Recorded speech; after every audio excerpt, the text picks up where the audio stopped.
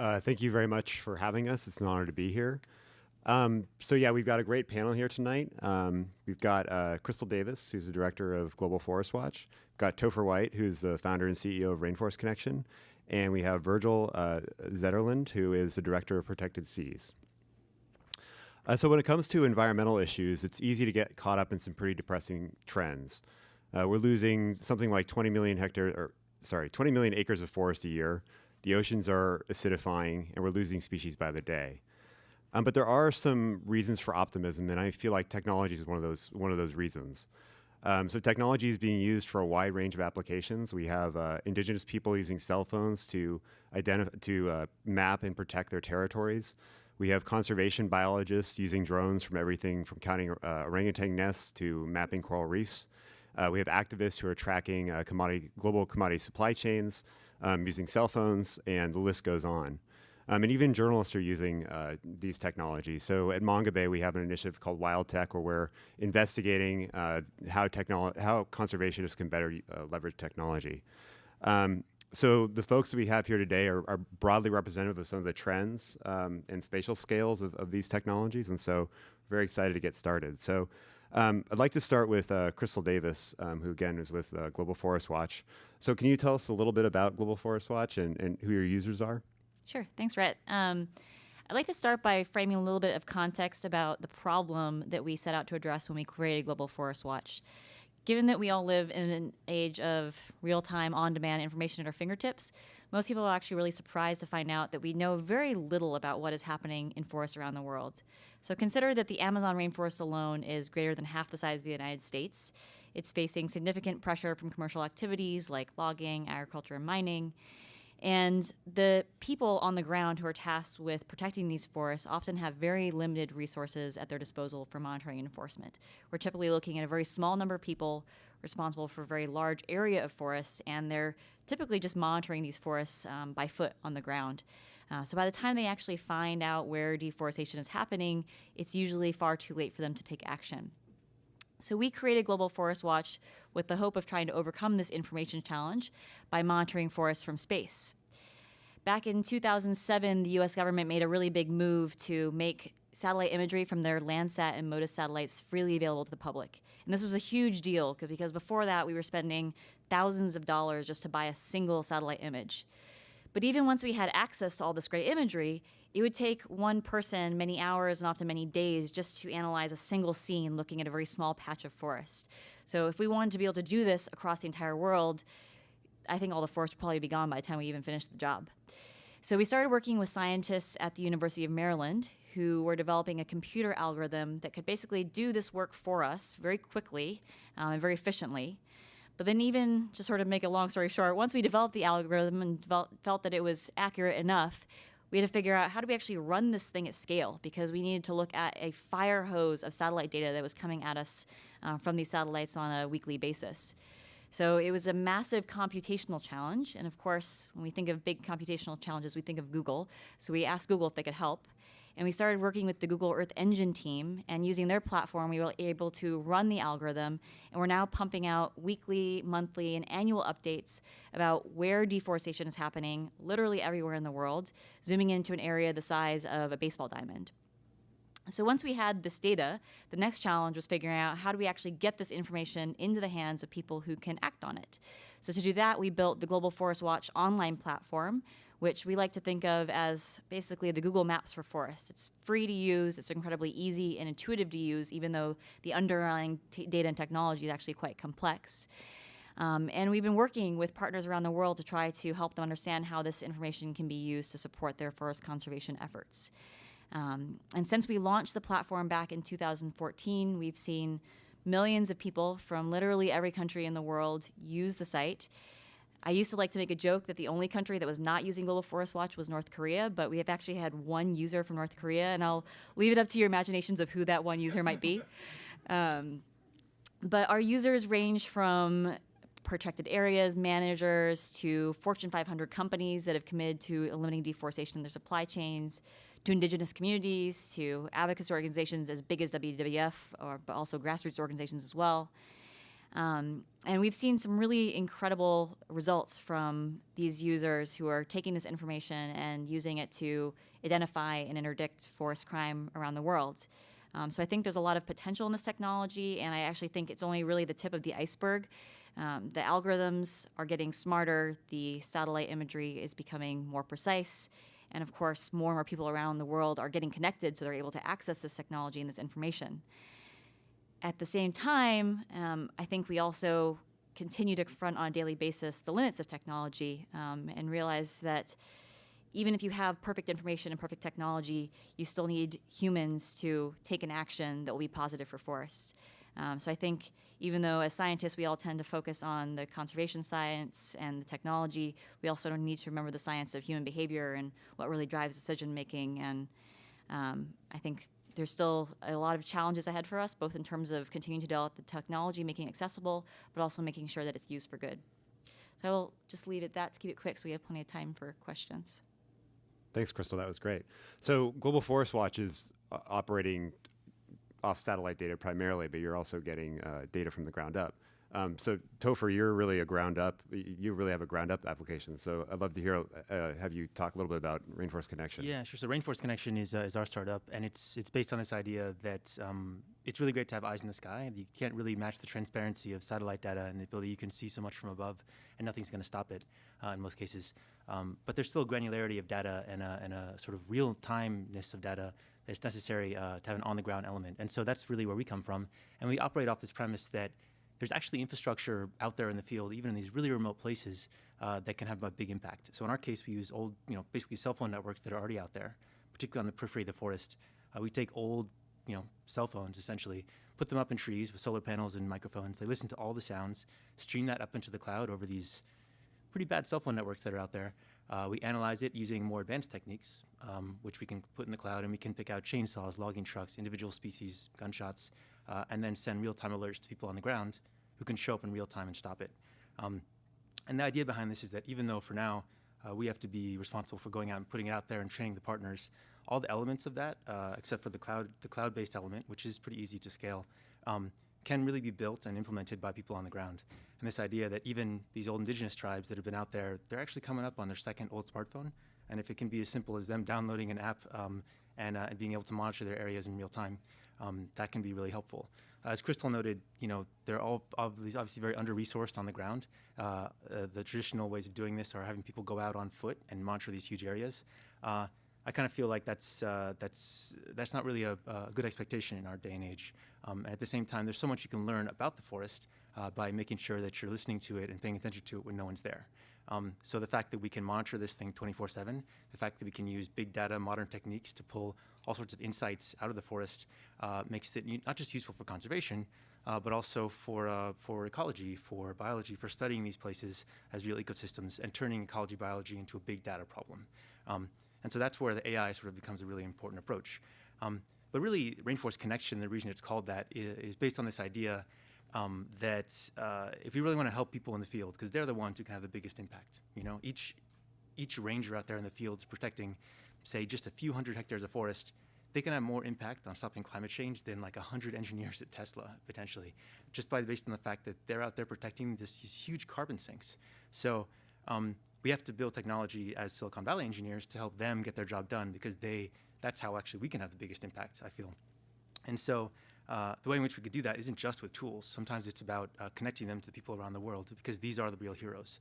And so sometimes this streaming data coming out of it, we have to find ways to get people interested in saving the rainforest, which sounds funny perhaps to people in this room, but I feel like the narrative around saving the rainforest hasn't really changed in 20 or 30 years. It's like how many football fields are destroyed per second, how much the rest of this stuff is happening. Whereas the rest of the world, our idea of what's important has changed to not what's big or potentially impactful, but to what's like real time and now, what's happening right now. So if anyone got an alert on their phone, like if they got an SMS on their phone, you'd be pretty hard pressed not to check it. I don't blame you. I'm the same way. We all are. So if we can take what's happening in these really remote places and turn it into a real-time connection to people around the world, there's a chance of making them feel like it's not so abstract, and really trying to garner their interest around it. And that interest in and of itself, it can have a really big effect on the morale and the effectiveness and honestly the longevity of these people out there protecting these areas. So sometimes knowing that what they're doing matters to the rest of us is as useful as money, as resources. So we're trying to make that possible. So we want to take this very simple idea, which is that we can use old infrastructure and old trash, like old cell phones, to stream live data from these remote places and use that to build applications to get everyone interested around the world in it, to empower people on the ground so they can make a big difference, and then also to empower scientists to learn new things, because the more we can learn about it, the more momentum we'll have in being able to save it. And I can talk about some of those applications as we go through the evening, but yeah, that's pretty much the idea. Great, thanks, Topher. So these first two technologies have really been looking at forests, but of course, most of the Earth is covered by oceans. And so, Virgil, you're involved with developing a suite of really interesting technologies for oceans. So can you tell us a little bit about your work? Absolutely. And Protected Seas, as the name implies, our mission is developing technology for ocean conservation. And we have a lot of the same common challenges that we find on land, and like panels like this are really great to highlight that.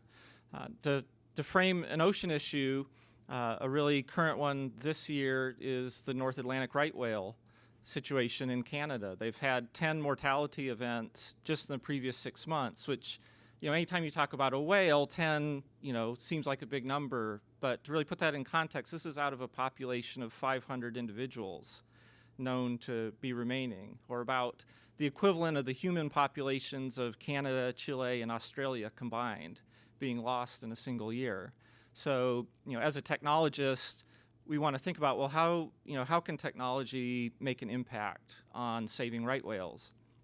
And really the answer there is usually the initial question of any science. To be able to act to save, we first have to understand the basics. How many right whales are there? Where do they live? How do they use the habitat where they live, so that we can learn how to minimize our human impact on their mortality?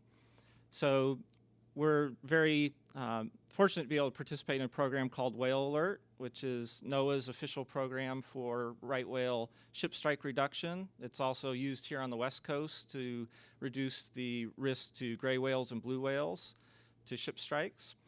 And so the purpose of that is to get an application basically on mobile phones, on the web. Anyone can submit whale sightings, basically broadening the real-time knowledge to whale managers of where these populations are, so that they can design effective management. Which really brings us to the next part. As our understanding grows, then we're able to start to make marine protected areas, which is a major way that we protect endangered populations or habitats on the water. Marine protected areas are great. They'll cover, some are small, some are large. One of the things we found in outreach on our other projects a couple years ago was boaters and fishermen knew in general about marine protected areas, but they didn't feel comfortable that they could really discover the specifics for their place, for where they boat. So we put together a team to map all the marine protected areas in the world, and not only just draw the boundaries, but make it interactive. Let someone go to our website at mpa.protectedseas.net, click anywhere along the coast, immediately see a list of all the restrictions. What can I do? What can't I do? All in one easy-to-use place. So take away that question mark of, I want to be a good steward, but I just don't quite know how to do it. We're happy to be a partner with NOAA in that as well, pushing that information also back into government channels to inform better management over time. And so again, we've gone from knowledge to establishing protections. Of course, the final piece is, unfortunately, there are people who don't want to do good, who don't care about the protections, and so we need ways to monitor and enforce what we've put in place. And so we've been developing a system called Marine Monitor. We're using off-the-shelf radar electronics to lower the price point, and then our own custom software that allows people to track boats in marine protected areas, see when they're there, how long they're there, be able to task law enforcement whose resources are limited to try and be at the best times and places to be effective. This is Ann Clark, Chair of the Environment and Natural Resources Member-led Forum. You're listening to the Commonwealth Club of California. Our program tonight is Can Technology Drive Conservation and Create Healthy and Safe Environments?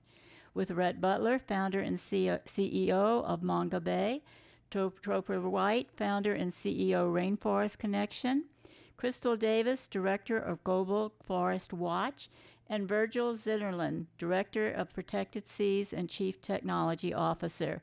And so back to you, Rhett. Thank you. Thanks, Virgil.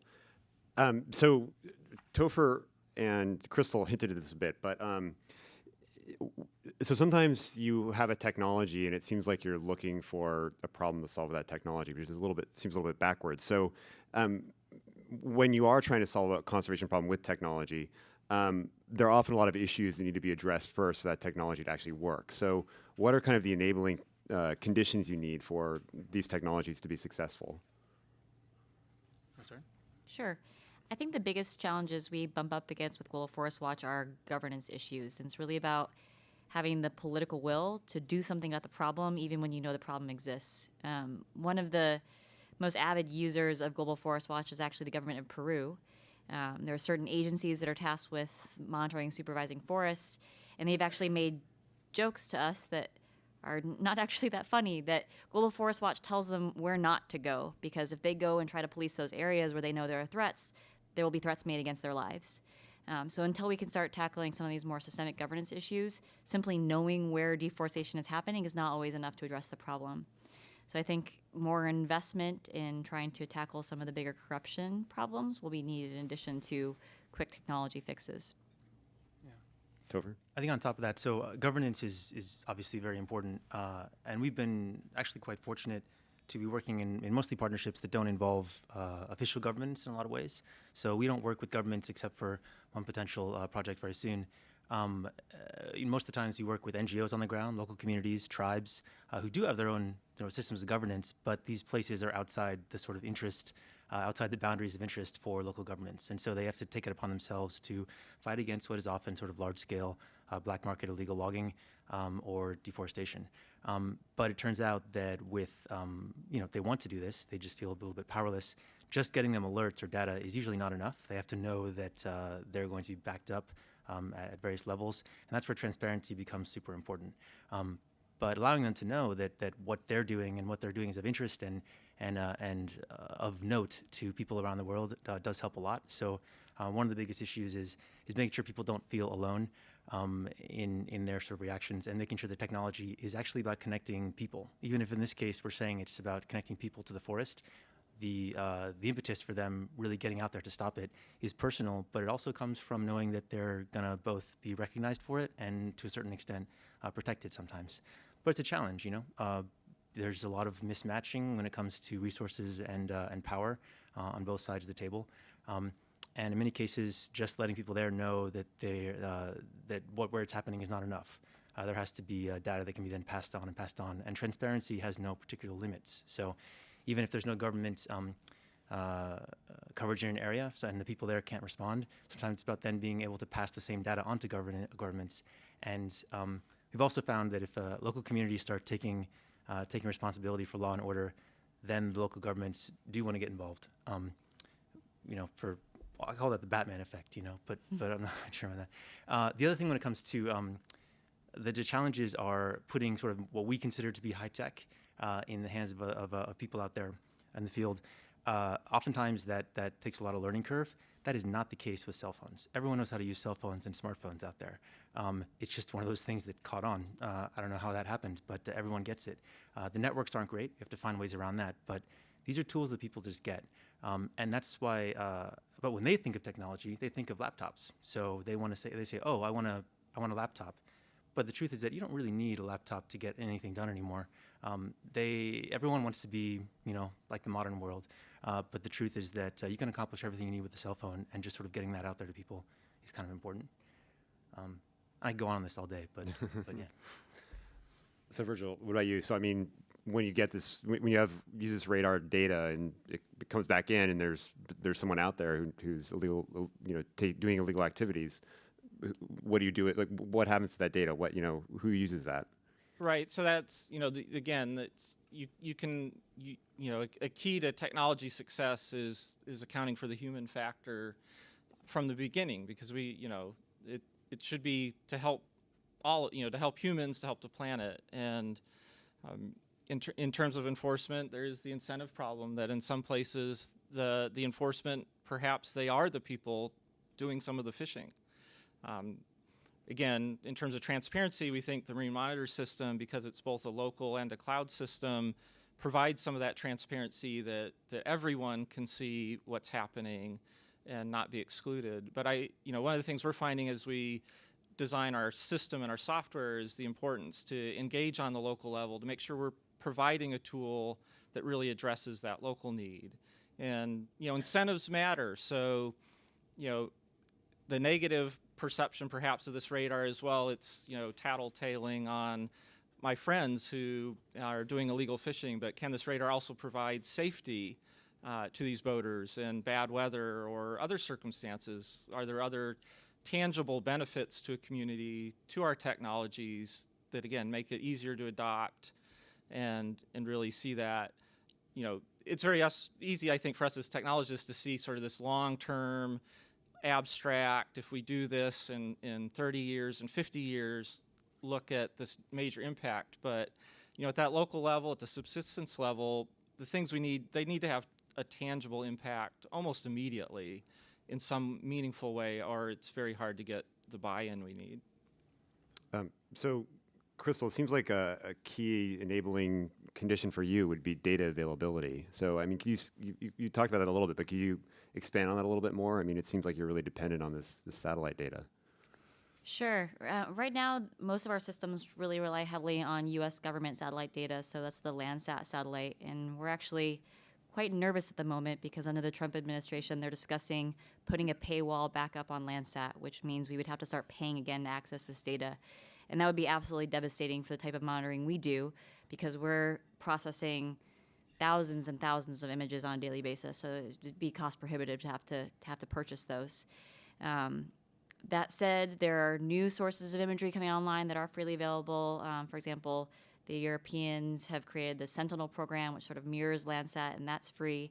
But we also see a backlog in terms of scientists who have the resources and ability to take this data and turn it into information that's useful for the rest of us, because most of us have no idea what to do with a satellite image. So I think it's going to be really important here in the U.S. to try to push really hard on continued open data and transparency. It was a big priority under the previous administration, but I think we need to continue to push for it under this new administration. Thanks, Crystal. As you develop these technologies, you sort of probably start out with you're trying to solve a problem, but it seems like with Topher, you started out by sort of having this alert system looking for illegal logging, shotguns, things like that. But it seems like you've kind of gone in a different direction. So I'd love to hear a little bit about sort of your, I guess, your nimble design, strategy, and so how you can adapt to, as you find other applications. Oh yeah, well it's somewhat opportunistic.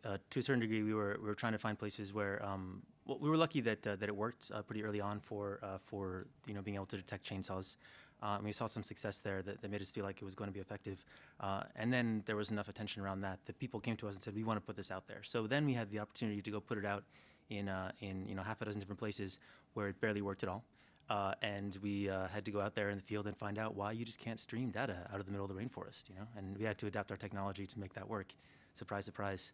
And that was actually a big learning experience because in the process, we found out that, the truth is that if you can catch loggers, if you have a system that's there to catch loggers, hopefully it's not going to catch any loggers like 99.9% of the time. But the rainforest is super noisy, super full of all these amazing insights. And if we're building a system that can send all this stuff up to the cloud, man, like what an opportunity to build something for scientists and ecologists and the rest, and in the process make a bigger case for helping protect the places in general. And since we did make the choice that instead of doing it on the phone itself or on these devices in the field, that we were going to stream it up to the cloud and do the processing there, then it became possible for us to really extend the detection, but also the ways in which we made use of that. So, I mean, I think that at the end of the day, we have to make what's happening in the forest valuable to not just the people there, but to the rest of the world.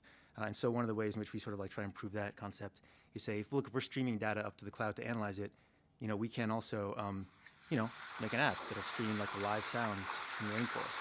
So this is Brazil, like right now, from really just a piece of trash, like an old cell phone that's literally 9 years old, that's been sitting up in a tree for 14 months, and it's still doing this like hard work and all the time. And you know, does this have value? Like, I don't know, but I do feel like there's an opportunity for us to take that data and get people interested in it, and that has value to people on the ground as well.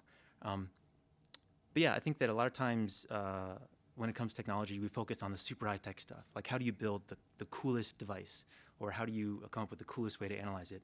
But those who focus on all the pipes in between can really make something that's extensible and make a big difference.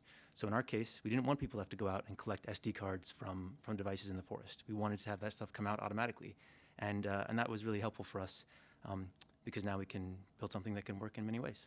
And I feel like Global Forest Watch is the same sort of idea. Yeah, just building on that a little bit. I mean, are there surprising ways that your technologies are being used? So, Crystal and Virgil, like, you know, you built something for a certain purpose, but now it's being used for something totally different? Absolutely. And I think we tried to keep that in mind when we created Global Forest Watch, that we knew we had something very powerful, but we couldn't possibly anticipate all the interesting ways that it could be used. And that's why we tried to be very sort of open with our data and technology. Everything's open source. We tried to make it, you know, freely available and easily accessible. And as a result, we hear stories coming out of the woodwork about people using our data in ways that we never could have imagined. We heard in Mexico that law enforcement was using Global Forest Watch to identify illicit drugs, because often you would see forests being cleared before the coca would go in. So I never would have imagined it being used for drug enforcement, but apparently that use case was out there. I think just to add, one of the challenges for us is to be able to harvest all of these stories, because we're putting it out there for free. You can register on the website, but you don't have to. So often when I'm hearing these stories, it's because I happen to be at a conference and someone comes up to me and said, hey, I love Global Forest Watch. I'm doing XYZ. But I imagine that there are many more thousands of stories out there that I haven't even heard yet. I use it like every day. And we use it all the time too. Yeah, one of the things that actually surprised us in our marine mapping project is we really envisioned it as a boater fisherman resource to see all the rules in one place. And then via our NOAA partnership, we expanded beyond MPAs, because in the process of mapping the marine protected areas, we came across a lot of just fisheries regulation. And we said, well, that has restrictions. They're less restrictive, but let's include that as well. So let's map those. And what we find out is actually within the government now, we've been told that our map was the first place even the people creating these regulations in government had ever seen everything together in one place, and that they're heavily using it now as a resource and trying to formulate the future plans for regulation. So again, we thought we were really building something for boaters and fishermen, but it turns out we're also building it in a way for the people who created those regulations in the first place. So, Crystal, you talked about people coming up to you and giving you examples of how Global Forest Watch is being used. But I mean, to all the panelists, how do you track the impact of your innovations and, you know, understand what's working and what's not working? Let's start. It's really difficult to track the impact, especially when you're doing something at a global scale like we are. We have sort of two different approaches, and there's a big missing middle in between them. So on one hand, we can look at the analytics of the website, and I can give you a lot of cool statistics about how many people are using Global Forest Watch from which countries and which cities, and maybe use something about their IP address to see if they're from government or academia. And on the other hand, we have a network of partners around the world who are giving us these incredibly rich stories about exactly how they're using the data and the types of impacts it's having for forests and people on the ground.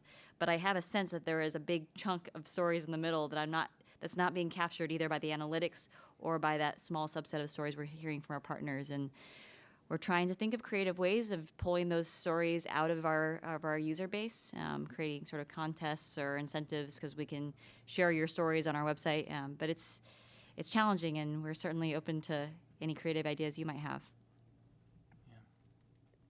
Go ahead, Virgil. Okay. A big success story on our whale alert effort is it was adopted by the National Park Service in Glacier Bay as a pilot program last summer as the official mechanism for the cruise ship industry to submit whale sightings to the Park Service, and then for the Park Service to get information back to every cruise ship captain. So again, they'd know where the hot spots were to make sure they were going slow, not hit whales, Previously, they were doing weekly updates on paper, on PDF files, and this let it get it directly in a mobile app with a live map that showed their own position relative to the whale sightings. That was successful enough that it became essentially the permanent program this summer in the Bay, and it's now being looked at by Department of Fisheries Canada in response to the right whale situation this summer.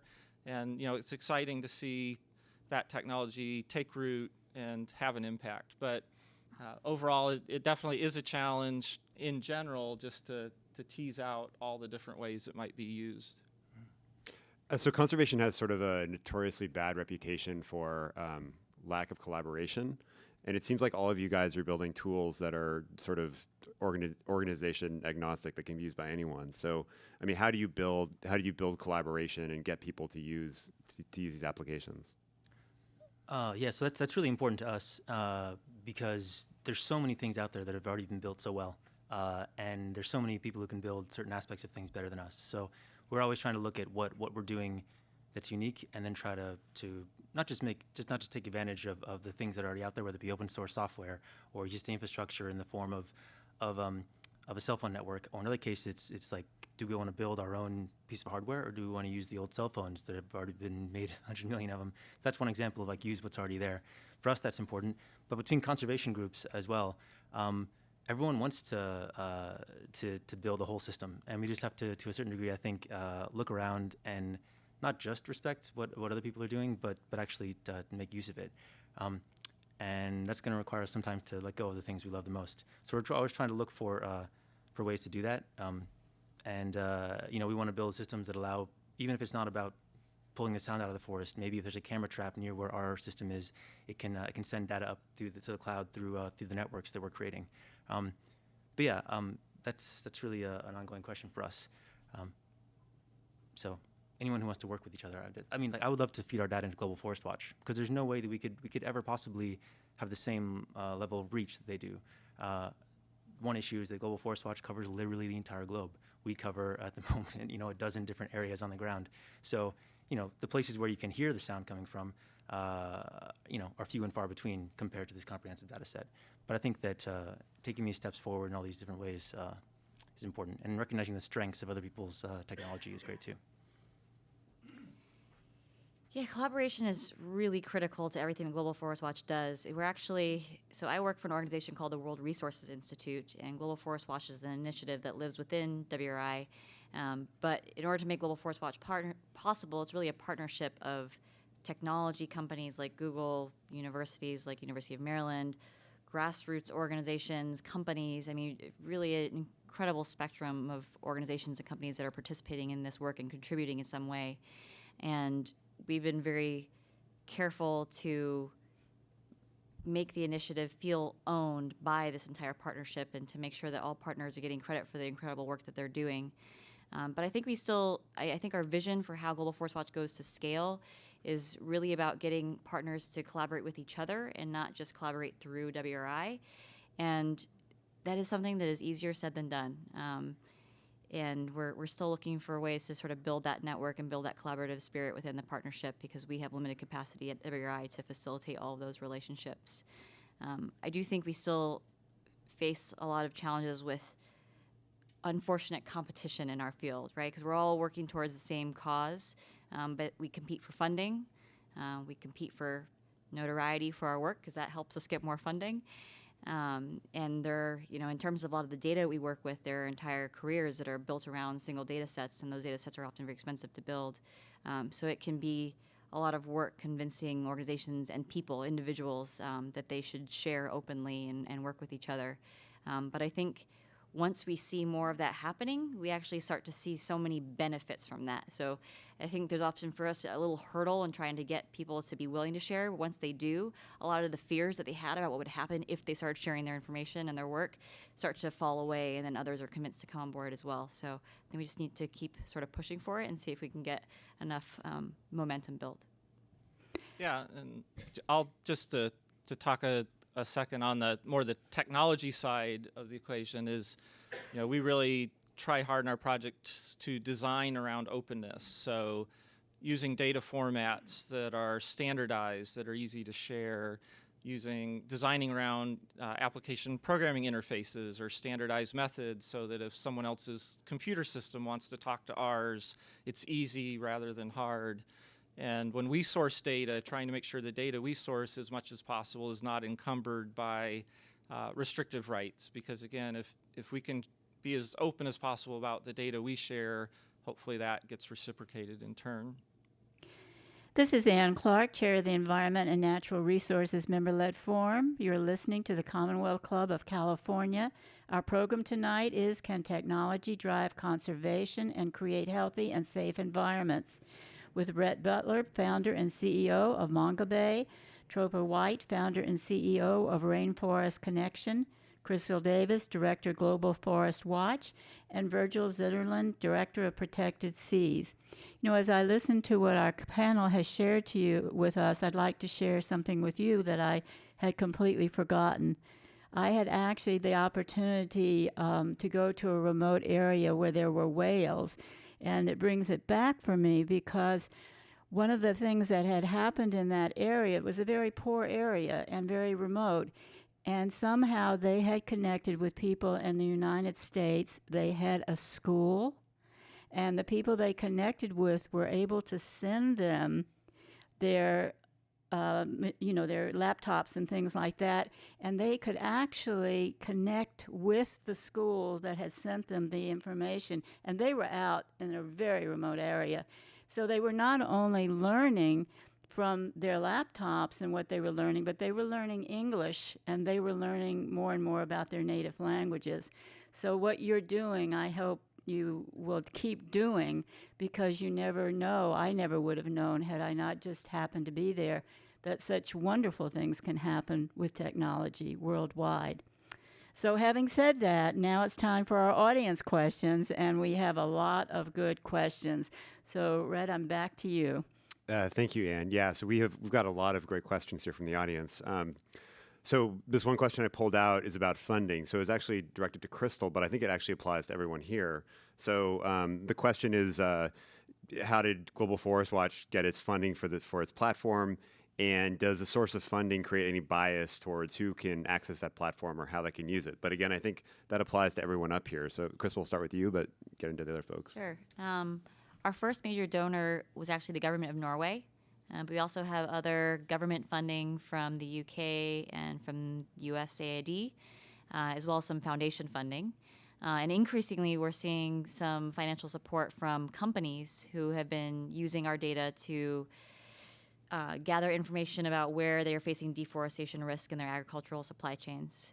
We're very determined to make sure our information remains objective and independent and is always seen as such by our users. So our sources of funding never influence what our data says or how we communicate about our data.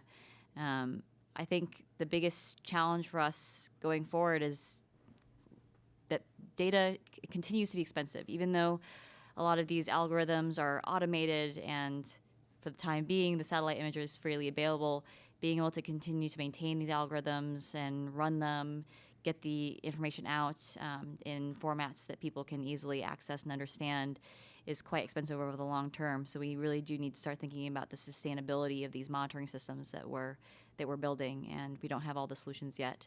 And one of the approaches we're thinking about looking at is, now that we are starting to build more of a corporate audience for this information and are starting to build tools that are specifically designed for the private sector, can we start charging for some of those private sector apps and using some of that money to feed into maintaining these monitoring systems over the long term? But that's still an area yet to be explored for us. Topher, you want to take it? Yeah, so our first funding came from a Kickstarter campaign, which was pretty cool. But it wasn't a type of situation where people just gave money because they wanted to save the rainforest, I don't think. I think it was because we continue to do this as well. We really do think it's important to make what we're doing into a personal experience for people. So that's where like this app comes from, so you can listen to the forest, so you can make it you can get alerts about things you care about.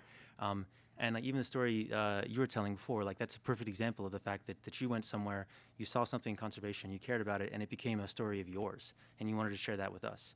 The only way that we can make a huge effect in conservation is if conservation becomes everybody's personal, not necessarily full-on mission, but everyone's personal, something they're proud of, something they're proud to support and share. And you can sort of put that more crudely and say that we have to be giving people something in exchange for their support of it. But you can also think of it as just sort of making what's happening in these faraway places about people here. And the truth is that I think that actually is one of the biggest solutions out there. If we can get, the truth is that what we pay attention to, that is what the rest of the world cares about. And so if we can make what's happening out there interesting and accessible to people through products, then that really helps us to fund it. And so at the moment we started with Kickstarter, we're now mostly grant funded, but we hope to get back to this model where we are providing people access to what's happening around the world in a way that they care about and are interested in, not because they feel guilty, but because they're getting something out of it. And that's what we would like to, that's what we think the future of conservation is based on that. Virgil? Yeah, at Protected Seas, we're fortunate to have received stable funding through private donations that allow us to carry on our core development work. With the Marine Monitor system, there's a fair bit of hardware cost involved with each of those systems, and we've received some very generous donations from conservation groups to be able to allow us to locate those at different key places, both here in California and around the world. The whale alert application is primarily funded through the National Marine Sanctuary Foundation and the International Fund for Animal Welfare. With also, the interesting thing with that is a number of the commercial shipping companies have also made donations, essentially to show their desire to be proactive in reducing ship strikes and not reactive. Cool, great. We've got a ton of good questions here. I'm sure we're going to get all of them, but do my best here. So this is a good follow-up question. So for all the panelists, if money were no issue, what cutting-edge technology would most help you achieve your goal? You want me to start? Sure. If I had a major, $10 million grant at my disposal tomorrow, I actually wouldn't put it into the technology. I would put it into figuring out how to get people to use the technology better and for good. I think that's the bigger limiting factor right now. Not to say there's not a lot of really cool tech projects I could think of as well. Virgil? So I would say ubiquitous, low-cost, high-speed global internet is probably the biggest issue facing the ocean. We've got a lot of cool sensor technology, getting miniaturized, being able to run longer and longer on less power or through novel power systems. But underlying all of that is the need to have access to the data quickly and cheaply, and that's just not something that's really readily done at all on the oceans today. Seconded on that one, definitely. And we're trying to accomplish it, but oceans are even harder. So since this is a technology session, I have some technical questions for Topher here.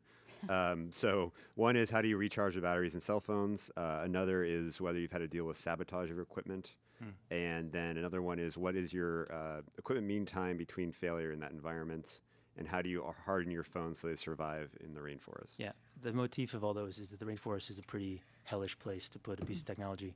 So is space, I guess, when it comes to satellites. But I tend to think of them the same way. We don't have to do that part. Oceans are hard too.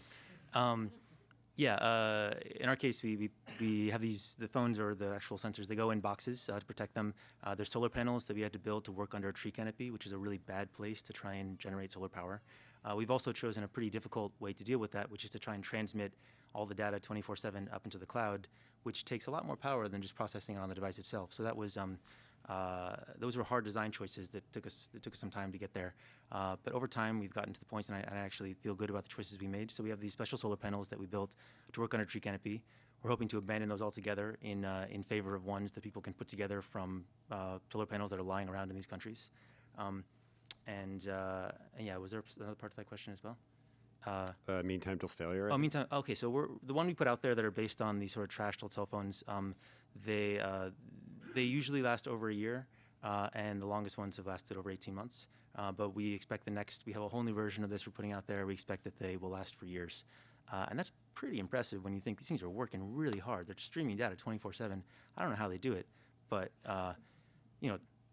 the technology that's being built by some of these companies, whether it be old cell phones or some of these sort of embedded computers, it's really amazing stuff. And we got to piggyback on that. So yeah, and that's helpful because imagine all the data that's there, everything that's out there. These things are working hard for years. I feel like there's satellites up there. We put them up there. We hope we don't have to get them for years. But all of that's like an arc. It's almost like an audio arc of what's happening in the forest. We're going to be able to learn so much over time. Even if we can't catch it right now, we'll be able to go back and look at it for future passes. So Crystal, you're putting your 10 million into getting more people to use Global Forest Watch. How do you currently go about spreading the word about Global Forest Watch? We rely a lot on our partner network. So we work with organizations, large organizations like WWF, to small grassroots organizations through a small grants program that we have. And we've created communication networks through our partners when we launch. So, for example, this week we launched our first mobile app, which will allow people to access GFW alerts on their phones and then navigate to those alerts offline, document what they're seeing. So we're really trying to push that out through our partner networks to get the word out. That said, I'm constantly disappointed when I meet people who are working in this field and never heard of Global Forest Watching and would benefit greatly from it. So, again, always looking for more opportunities to get the word out what we're doing. But then they know. Then they know because you told them. Yeah. What about you, Virgil? How do you get word out about your various applications? For our Marine Radar, for Marine Monitor, it is a lot of working with our partner NGOs that have local presence especially in the island nations and coastal areas. Here in the United States, working through the National Marine Sanctuaries, who are often the ones on the front lines of protecting the U.S. Marine protected areas. It's the internet age, so Facebook page, going to conferences, trying to do media events like this great opportunity here. But that's always, as a technologist, I tend to want to be heads down in the technology, but none of these solutions, like I said, get adopted without external effort. And it's really important that we pay attention to that. Mm-hmm. This is Ann Clark, Chair of the Environment and Natural Resources Member-Led Forum. You're listening to the Commonwealth Club of California. Unfortunately, we've come to that part of our program, which is the last question. So here is the last question, and I am very impressed with all of the information and what you've shared with us today. So this is the question of the day. Oh, no pressure. I'm missing so many good questions here. So I guess I'll bring it back to the people in the room here, really. And I guess how can people in Silicon Valley help or get involved with your work? Yeah, I mean, I think for us it all comes back to, almost to answer the last question as well, how do we get the word out? We try and find ways to make what we're doing about everybody who uses it, and not just about what we're focused on. For the same reason that then if you're listening to this and you hear some crazy bird, it sounds like a laser fight in the forest, like a Star Wars laser fight. That's cool. That's something you remember, and it becomes about you, and you want to share it. That's what we want to do. So there's no place in the world that has mastered sort of human psychology when it comes to usability and stickiness and how to get something to be so important that you have to come back to it as Silicon Valley. So we want people to help test us, test what we're doing, to help us develop it, to come up with ideas for how we can make the rainforest about everybody around the world and not just about the rainforest.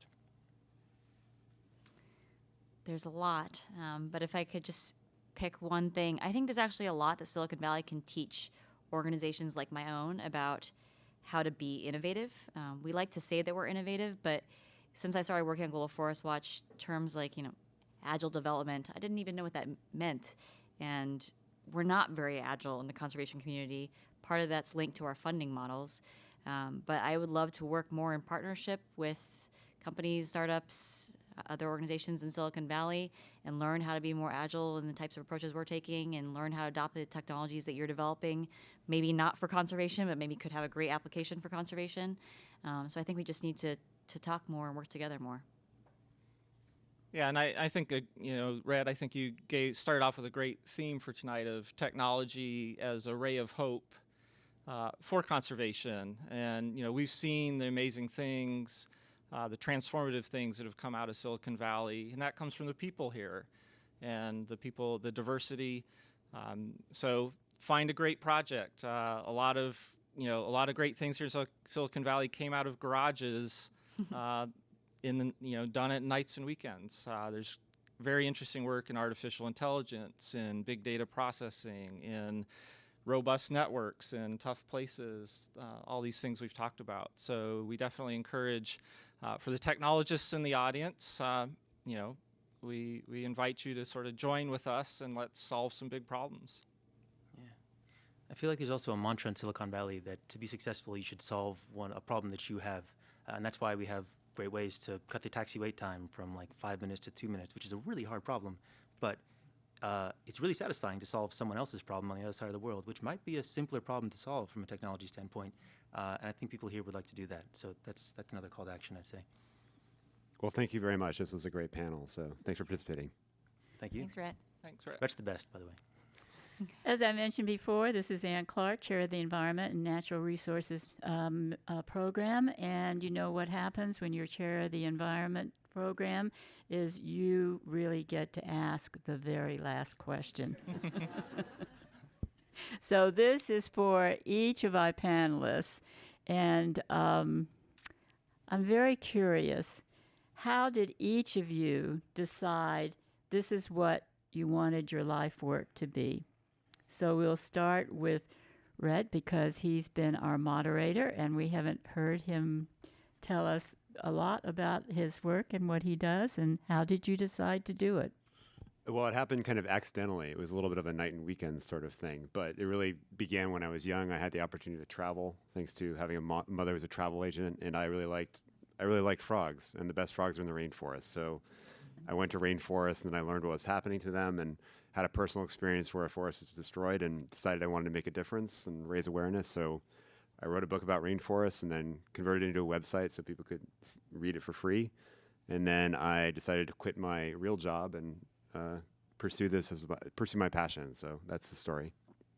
Topher White, how about you? What did you want? Yeah, for me, it's just so satisfying to see something we build be used by people. And it's going to be a long road towards us to seeing that be truly impactful. But for me, I wanted to have an impact on climate change. I thought the way to do that was to work on energy, kind of like the way we all sort of think that's the case. But the second largest contributor to climate change is deforestation.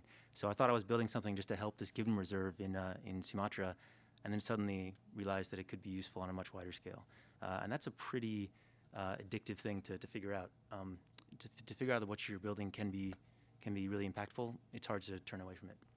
So I'm wondering, how old were you when you decided all of that? I was 31 when I decided. Wow, that's amazing. It really is that you saw that then. Yeah, that's really great. Well, we still have to make an impact. It's yeah. Crystal, how about you? Yeah, This is Crystal Davis we're listening to. I think my answer will really affirm a lot of what Topher has been saying tonight, because I think the future of conservation, the success of conservation is really about getting people to care on some personal level, and then a lot of that starts at a very young age. So for me, it was reading one of Jane Goodall's books when I think I was probably 8 that wasn't a heavy scientific textbook about chimpanzees, but allowed me to relate to chimpanzees on a more human level. And ever since that age, I've been obsessed with the idea of being able to save some of these critical species. And as I got to learn more about what it was going to take to do that, my education and career went in different directions, but I've been committed to this cause from a really early age. Virgil, Zetterlind? So my love of conservation really started in high school. I grew up in rural Ohio, and our high school had a very unique teacher who had actually conservation as a science elective, a 2-year science elective. And so that really started to grow my desire at that time, mostly land conservation, but my first job in the Air Force took me to coastal Florida, where I fell in love with the ocean, which led me to form a startup in marine navigation, which led me to start working on the Whale Alert Project and joining Protected Seas. And quite honestly, once you've worked with ocean people, I think, it's hard to really imagine working with anybody else, at least for me personally, that, some of the most fun I've ever, that I have is, field work out doing ocean science, talking about the ocean with people and experiencing it. Forest people are really boring. And I'll share with you, for me, this goes way back when I graduated from college and I wanted a job. And there were two things that I was doing in my life. I come out of the civil rights movement, so you know how long ago that was. And at the time, the war on poverty was beginning, and all you had to do was have a degree, breathe, take a test, and get assigned. And there I found myself roaming the agricultural and communities all the way from Salinas, Gilroy, up to the Oregon border and the Native Americans and San Francisco and Oakland, with the war on poverty, trying to figure out how to teach people literacy and get them jobs and things like that. And the biggest impact on me was actually all of those communities, because somewhere in that, without even probably knowing the word environmental, it did come to me that a healthy, safe environment was an environmental right. It was a right that all of us had. And that's stayed with me all these years, and that's what changed me, because I had never seen so much poverty and so many children up and down the state that were involved in the poverty. So I think we all had something behind us that struck each of us very deeply at one point, and I really appreciate all that you have shared with us tonight. It's been a really wonderful discussion. So again, we are at that point where we are really ending our program tonight, and I want to thank all of our people here tonight. Rhett Butler, who is our founder and CEO of Mongabay, Topher White, founder and CEO of Rainforest Connection, Crystal Davis, Director, Global Forest Watch, Virgil Zetterlind, Director of Protected Seas, Chief Technology Officer. So let's give them a real big hand of applause for all their work.